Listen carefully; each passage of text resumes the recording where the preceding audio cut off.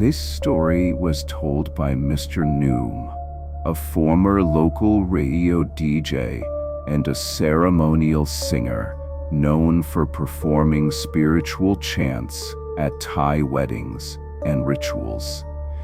The terrifying incident he recounted took place 6 to 7 years ago at a hotel in Rayong, Thailand.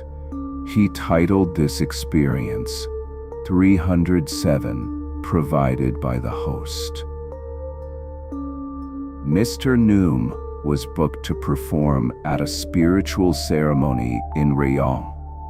As he didn't want to travel alone, and anticipating that the event might involve heavy drinking, he brought along a male friend to drive him back safely.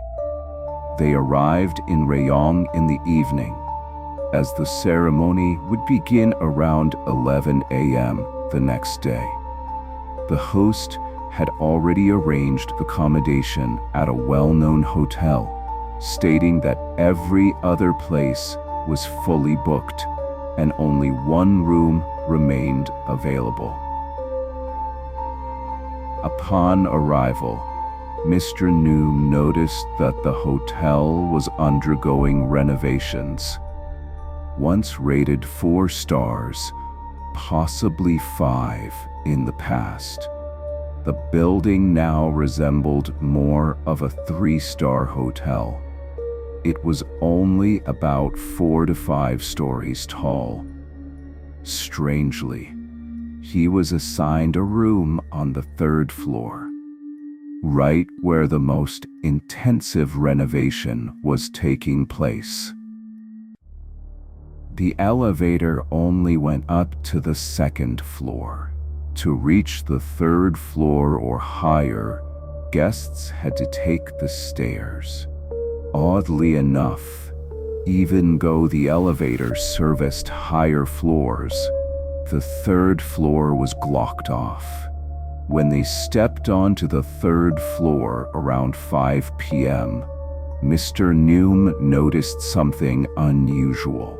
The hallway was carpeted in bright red, unlike any hotel he'd seen before, where dark blue or black carpets were typical. The other floors had no carpeting at all. At first, he was comforted by the sound of guests opening and closing doors, and people walking around.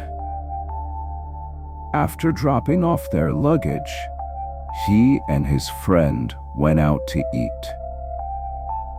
Just as they were leaving the room, someone from the neighboring room greeted them, asking if they were new.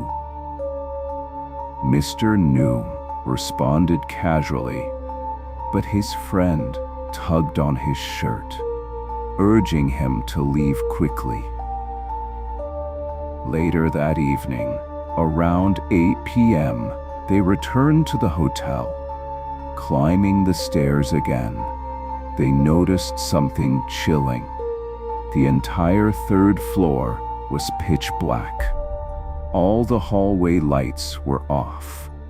It was dead silent. Inside their room, a musty, damp odor filled the air.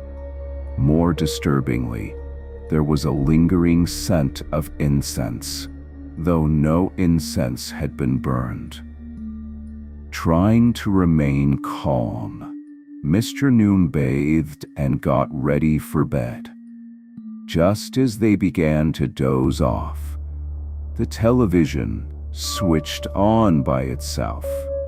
Both assumed the other had turned it on and ignored it, but then shouting erupted from the neighboring rooms. Screaming, crying, arguing. The chaos echoed from both sides, the head and foot of their bed. Then came the loud pounding. Every room door was being banged on with force, especially theirs. Mr. Noom was completely sober, fully aware, and his friend curled into a ball, paralyzed by fear. It was only around 9 p.m., not even late. They tried to sleep through it, but the horror wasn't over. Just as he was falling asleep, Mr. Noom felt the bed violently shake. Thinking his friend was playing a prank, he turned, only to see his friend still curled up, facing the wall. Realizing this wasn't a joke, he tried again to sleep. Then something grabbed his ankles hard. It yanked him with such force that he flew off the bed, landing on the floor with a heady thud. It wasn't a shove or a slip. It was a violent pull. That was enough. Mr. Noom turned on every light and tried to wake his friend, who pretended to be asleep.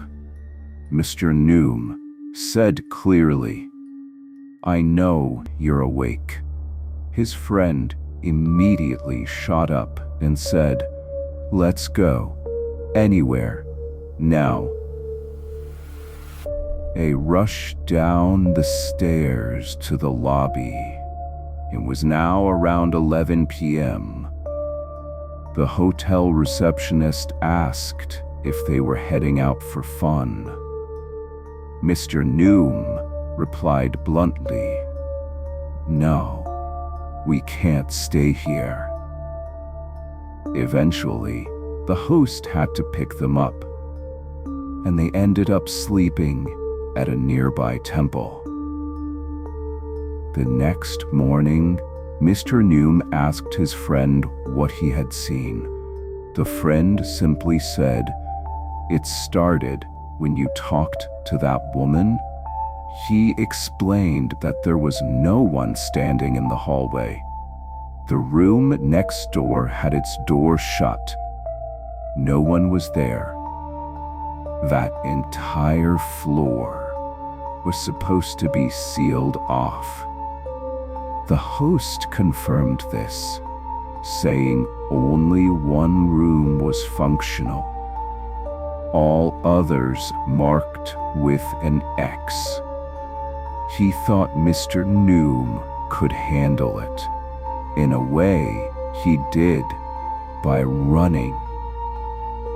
His friend later confessed that the figure who pulled Mr. Noom from the bed was a woman, wearing a blue uniform with a white shirt underneath, like a hotel staff member. Mr. Noom asked, was her face small, long hair with a pink headband? The friend confirmed. It matched the woman Mr. Noom had spoken to earlier. To this day, even after the hotel has been renovated into a luxury 5-star facility, Mr. Noom refuses to stay there. If an event is held and accommodations are offered at that hotel, he asks to sleep at the temple instead. He ended with this warning: if a hotel says only one room is left, don't insist. You might end up in a special room, like he did.